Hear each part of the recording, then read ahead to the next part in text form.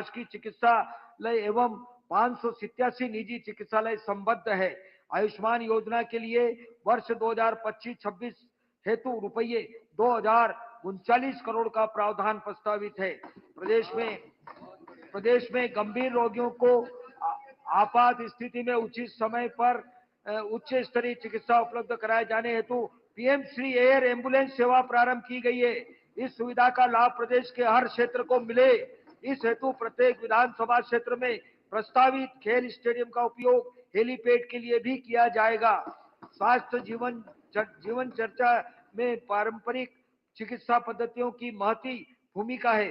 प्रदेश में 11 नवीन आयुर्वेदिक महाविद्यालय सह चिकित्सालयों की स्थापना की जानी है। प्रदेश में पन्ना, गुना, भिंड, श्योपुर तथा शुजालपुर में 50 बिस्तरी आयुर्वेदिक अस्पताल, बड़वानी में 30 बिस्तरी अस्पताल, बालाघाट, शहडोल, सागर, नर्मदापुरम एवं मुरैना में आयुष महाविद्यालयों तथा 4 आयुष कार्यालयों के भवन निर्माण कार्य प्रगतिरत है। प्रदेश में संचालित आयुष संस्थाओं एवं शिविरों के माध्यम से एक वर्ष में लगभग 1,40,00,000 नागरिकों को उपचार दिया गया है। प्रदेश के स्वास्थ्य क्षेत्र में कुल बजट प्रावधान रुपये 23,535 करोड़ प्रस्तावित है, जो गत वर्ष की तुलना में रुपये 2,992 करोड़ अधिक है। पर्यटन एवं संस्कृति, देश का हृदय प्रदेश मध्य प्रदेश पर्यटन के क्षेत्र में अपनी विशेष पहचान बना चुका है। राज्य में पर्यटन के विकास की दिशा में किए गए प्रयासों से न केवल आर्थिक विकास को बढ़ावा मिला है, बल्कि रोजगार के अवसर भी सृजित हुए हैं। प्रदेश में पर्यटन को बढ़ावा देने के लिए धार्मिक और सांस्कृतिक महत्व को 14 स्मारकों का निर्माण लगभग रुपये 507 करोड़ की लागत से किया जा रहा है।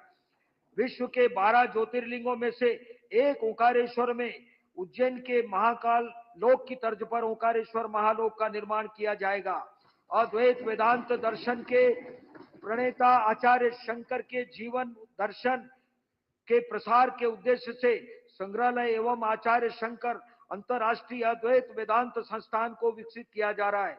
हमारी सरकार ने निर्णय लिया है कि मध्य प्रदेश में जहां जहां भगवान श्री कृष्ण के चरण पड़े, उन स्थानों को तीर्थ के रूप में विकसित किया जाएगा। इस हेतु श्री कृष्ण पाथेय योजना के लिए रुपये 10 करोड़ का प्रावधान प्रस्तावित है। इसी प्रकार राम पथ गमन योजना में प्रभु श्री राम के वन गमन पथ अंचल का विकास तथा धार्मिक नगरी चित्रकूट का समग्र विकास किया जाएगा। इस योजना के लिए रुपये 30 करोड़ का प्रावधान प्रस्तावित है। वर्तमान समय में धार्मिक ग्रंथों, साहित्य, वैज्ञानिक अनुसंधानों के सुलभ अध्ययन को प्रोत्साहित करने और जन साधारण में अध्ययन में घटती रुचि के परिष्कार के उद्देश्य से प्रदेश के सभी नगरीय निकायों में सर्व सुविधा युक्त वैचारिक अध्ययन केंद्र के रूप में गीता भवन बनाए जाएंगे। इनमें पुस्तकालय, ई लाइब्रेरी, सभागार तथा साहित्य सामग्री बिक्री केंद्र भी होंगे। इस योजना के लिए रुपये 100 करोड़ का प्रावधान प्रस्तावित है। प्रदेश अपने वरिष्ठ नागरिकों को तीर्थ यात्रा का पुण्य लाभ प्रदान करने में सहभागी है। इस हेतु रुपये 50 करोड़ का प्रावधान प्रस्तावित है। इस योजना में प्रारंभ से अब तक 8 लाख से अधिक वरिष्ठ नागरिक लाभान्वित हो चुके हैं। इस योजना के तहत दिव्यांग नागरिकों को भी निःशुल्क यात्रा की सुविधा दी जा रही है। पर्यटन, संस्कृति एवं धर्मस्व के क्षेत्र में रुपये 1,610 करोड़ का प्रावधान प्रस्तावित है, जो कि गत वर्ष से रुपये 133 करोड़ अधिक है। सुशासन, प्रदेश के गतिशील आर्थिक विकास तथा समृद्धि के लिए सुस्थिर कानून व्यवस्था महत्वपूर्ण कारक है। इस लक्ष्य के साथ हमारा पुलिस बल पूरे समर्पण व प्रतिबद्धता के साथ अपने कर्तव्यों का निर्वहन कर रहा है। पुलिस बल में उत्साह, ऊर्जा एवं मनोबल बनाए रखने के लिए हमारी सरकार कार्मिकों के साथ उनके परिवारजनों को बेहतर सुविधाएं उपलब्ध कराने हेतु कार्य कर रही है। पुलिस बल के लिए लक्षित 25,000 आवासों में से 10,352 आवास निर्मित हो चुके हैं। प्रदेश के विभिन्न स्थलों पर 24 नवीन प्रशासकीय भवन निर्माणाधीन है। भोपाल में 50 बिस्तरी नवनिर्मित सर्व सुविधा युक्त पुलिस चिकित्सालय में उपचार प्रारंभ हो चुका है। त्वरित आपातकालीन पुलिस सहायता के लिए डायल 100 योजना के वाहनों में आधुनिक तकनीकों एवं उपकरणों का उपयोग किया जा रहा है। सहायता के लिए संदेश प्राप्त होने की लगभग औसतन 18 मिनट की अवधि में वाहन घटना स्थल पर पहुंच रहे हैं। प्रदेश के 60 शहरों में लगभग 2000 महत्वपूर्ण स्थानों पर स्थापित सीसीटीवी प्रणाली से गैर कानूनी गतिविधियों पर अंकुश एवं यातायात प्रबंधन आदि में सहयोग मिल रहा है। साइबर अपराधों को रोकने एवं अन्वेषण के लिए पुलिस को आधुनिक संसाधनों से सुसज्जित एवं प्रशिक्षित किया जा रहा है। पुलिस बल के आधुनिकीकरण हेतु केंद्रीय क्षेत्रीय योजना प्रारंभ की जा रही है। योजना अंतर्गत पुलिस बल को वाहन सुविधा एवं अन्य तकनीकी उपकरण उपलब्ध कराए जाएंगे।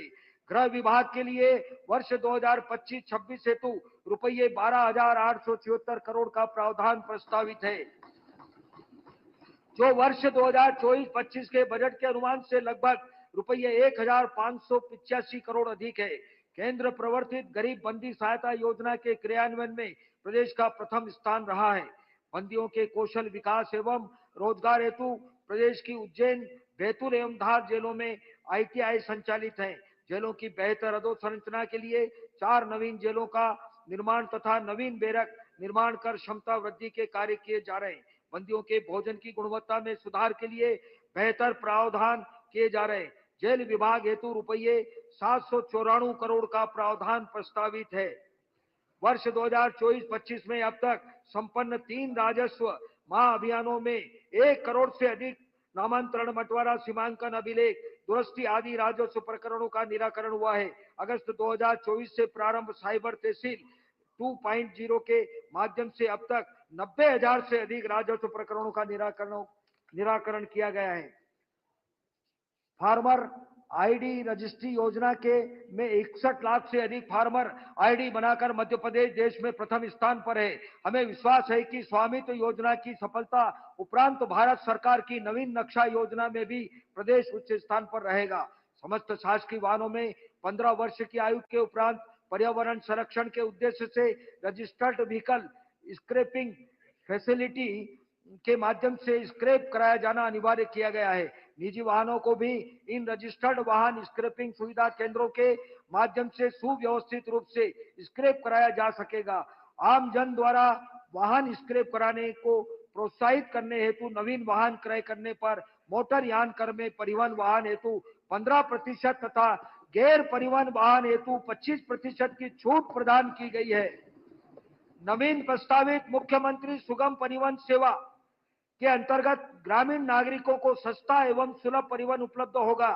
परिवहन के संसाधन, अधोसंरचना एवं आधारभूत सुविधाओं के विकास का लक्ष्य इस योजना के अंतर्गत चिन्हित किया गया है। यह योजना ग्रामीण अर्थव्यवस्था को मजबूती देने और गतिशील मध्य प्रदेश का स्वप्न साकार करेगी। इस हेतु रुपये 80 करोड़ का प्रावधान प्रस्तावित है। प्राकृतिक संसाधन, हमारा प्रदेश वन एवं वन्य प्राणियों की विविधता के लिए देश विदेश में विशिष्ट पहचान रखता है। प्रदेश के वन क्षेत्र इमारती लकड़ी के अतिरिक्त बांस, लघु वनोपज, औषधियां, पौधों तथा वन्य जीवों से परिपूर्ण है। राज्य द्वारा वन्य जीव संरक्षण को उच्च प्राथमिकता दी गई है। प्रदेश में वन्य जीव संरक्षित क्षेत्रों का क्षेत्रफल लगभग 11,200 वर्ग किलोमीटर है। प्रदेश में 11 राष्ट्रीय उद्यान एवं 24 वन्य प्राणी अभ्यारण्य है। वन्य प्राणी संरक्षण एवं प्रबंधन के लिए राष्ट्रीय उद्यान तथा बफर क्षेत्रों में वन्य प्राणी मानव संघर्ष को रोकने हेतु लगभग 3,000 किलोमीटर वन सीमा में फेंसिंग कार्य किया जाएगा। प्रदेश में स्थित 9 टाइगर रिजर्व के बफर क्षेत्रों में स्थित ग्रामों का प्रबंधन प्रत्येक संरक्षित क्षेत्र के लिए बनाई गई प्रबंधन योजनाओं के आधार पर किया जाता है। इन योजनाओं में मुख्यतः पारिस्थितिकीय विकास, कौशल उन्नयन कार्य, हैबिटेट सुधार, अग्नि सुरक्षा, वन सुरक्षा, जल स्रोतों का विकास, संरचनाओं का निर्माण एवं उनका रख रखाव आदि कार्य किए जाते हैं। इसके साथ ही वन्य प्राणियों को उनकी जीवन शैली अनुसार वातावरण एवं उचित देखभाल के उद्देश्य से प्रदेश के विभिन्न क्षेत्रों में चिड़ियाघर तथा बचाव केंद्र स्थापित किया जाना प्रस्तावित है। धार जिले में डायनासोर जीवाश्म राष्ट्रीय उद्यान तथा डिंडोरी जिले में घुघुआ जीवाश्म राष्ट्रीय उद्यान का पुनर्नवीनीकरण कर महत्वपूर्ण पर्यटन केंद्र के रूप में विकसित किए जाएंगे। हमारी सरकार ने निर्णय लिया है कि तकनीकी सहयोग से वनों के विषय में जागरूकता बढ़ाने, वानिकी गतिविधियों का विस्तार, वन्य जीवों के संरक्षण और वनाश्रित जन समुदाय की लघु वनोपज आधारित आजीविका संवर्धन हेतु वन विज्ञान केंद्र की स्थापना की जाएगी। प्रदेश की जीवन रेखा मां नर्मदा के तटों के 10 किलोमीटर तक वन भूमि में पर्यावरण संरक्षण हेतु अविरल निर्मल नर्मदा योजना प्रस्तावित है। योजना अंतर्गत वन भूमि में पौधारोपण द्वारा